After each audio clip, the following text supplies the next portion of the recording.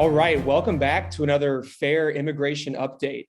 We're going to be talking about the House of Representatives passing the Build Back Better Act. The Build Back Better bill is passed.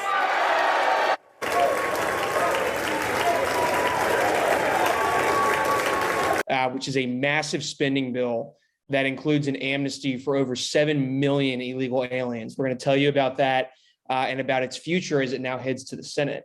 My name is Preston Huennekens. I am the government relations manager here at FAIR, and we're recording this on November 19th. And this morning, the House of Representatives passed the Build Back Better Act by a vote of 220 to 213.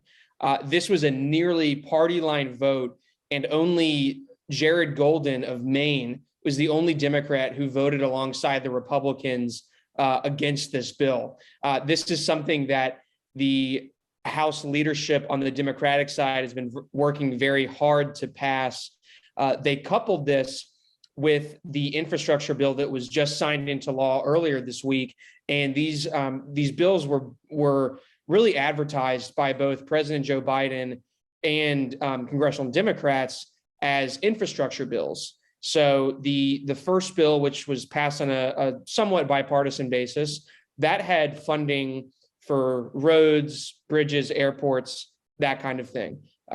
This bill, the Build Back Better Act, is a $1.75 trillion tax and spend package, which includes everything under the sun for far left activists. It includes all kinds of things from climate changes to the climate. It changes certain aspects of how we collect taxes. It increases the size of the IRS to go after and harass taxpayers. And it also includes an amnesty for about 7 million illegal aliens. And getting into the weeds of the amnesty a little bit here, it's very similar to how DACA and temporary protected status works. So this is not an amnesty that gives a pathway to citizenship per se, but what it does is it gives people that are living illegally in the United States work authorization documents, and it gives them access to Social Security, to Medicare and Medicaid, and it also prevents them from being deported for 10 years. So what Democrats did here is they put in what is ostensibly on paper a temporary program. It's only on the books for 10 years. So in a perfect world, if they pass this, if the Senate passes this and it's signed into law, what would happen is that for 10 years, illegal aliens would be able to work legally in the United States. They would be shielded from deportation, and they would be able to access certain public benefits. What Democrats are betting on is that in 10 years, if and when those protections run out, it will be politically very difficult for them to roll those protections back and to suddenly deport all of these people. This is something that Democrats know works in immigration law because of DACA, TPS, anything that has temporary. There's nothing more permanent in immigration law than a temporary solution. And they're betting on the fact that no one is going to want to roll these protections back in 2031. Additionally, this bill includes other things not related to amnesty. It includes a big giveaway to tech giants such as Facebook, Google, Intel, these kinds of companies that rely on H-1B guest workers who replace Americans, who are cheaper to retain on the workforce than Americans. And what this bill would do is it gives them green cards that haven't been used in the past few years and allow them to begin their journey to citizenship. Now, this sounds like something that's not that big of a deal, but it's actually a massive deal because this is something that Facebook has been lobbying for 5 or 10 years.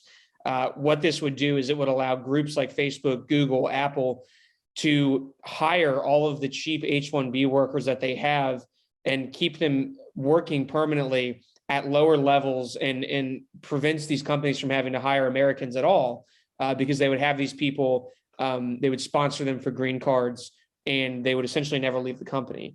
So this is another aspect of the bill that FAIR was vehemently opposed to, and it's something that not a lot of people are talking about because so many people are focused on the giant 7 million person amnesty. So what happens next? This bill just got passed by the House of Representatives, but it still has to go to the Senate. And the Senate is not going to take this up until after Thanksgiving. As we're recording this right now, the Senate is actually trying to pass the defense spending bill, which is a pretty heavy lift for them every single year. And they're not going to be able to even touch the Build Back Better Act for a few weeks. And additionally, what makes this even more intriguing for the Senate is that they have to pass this through the budget reconciliation process. So to pass something through budget reconciliation, it allows the majority, in this case, the Democrats, who by nature of being tied 50-50 in the Senate and having Vice President Kamala Harris able to cast tie-breaking votes, they have the majority in the Senate. It allows them to pass bills with just a straight up majority. They don't need to bypass the filibuster threshold, which is normally 60 votes. But to pass things through budget reconciliation, all of the policy has to be solely and singularly related to the federal budget.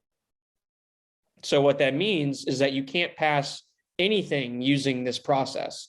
For instance, the last time that this was used was in January of this year of 2021 to pass COVID stimulus, the COVID stimulus package. And that had an effect on the budget, obviously, in such a way that it was able to pass through budget reconciliation. So this tax and spend measure is going through this same process. And because it has such a huge impact on the budget through taxing and spending, it is eligible for use through this process. But immigration might not be able to be included. The Senate's parliamentarian, which is their nonpartisan referee, essentially, she has ruled twice now that efforts to include a pathway to citizenship for millions of illegal aliens does not qualify for budget reconciliation. She ruled this way because she correctly noted that the primary effort for that was to legalize illegal aliens. It wasn't to raise revenue or to spend money. And so the Democrats now are trying for a third time to cram some sort of immigration language in, which was included in the bill that just passed in the House. So now that the House has passed their version of this bill, it now goes to the Senate, where the Senate parliamentarian, again, just a nonpartisan referee, she now will rule whether or not the immigration provisions will be included in the Senate's version of this bill. Now, she could strike those out, which we think is very likely. She's ruled in the past that the immigration provisions are not relevant to the bill, that they're only being put in there because Democrats have no other way to pass this legislation because it's wildly unpopular. But if she did include them, then you would now have moderate Democrats, particularly those that have elections in 2022, like Catherine Cortez Masto of Nevada, Mark Kelly of Arizona.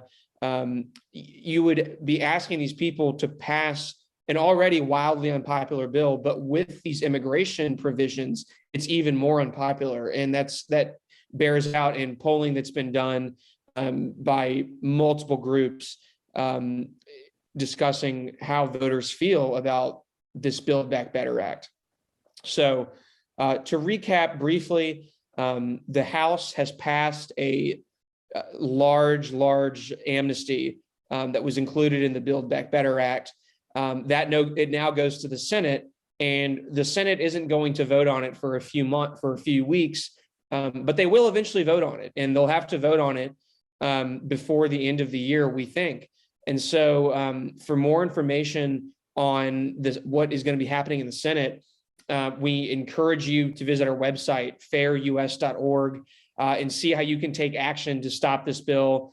It'll show you how to contact your representatives and your senators to tell them that you do not support the Build Back Better Act, that you do not support giving an amnesty to 7 million illegal aliens at this time. So stay tuned to our Facebook page and our YouTube channel for more immigration updates.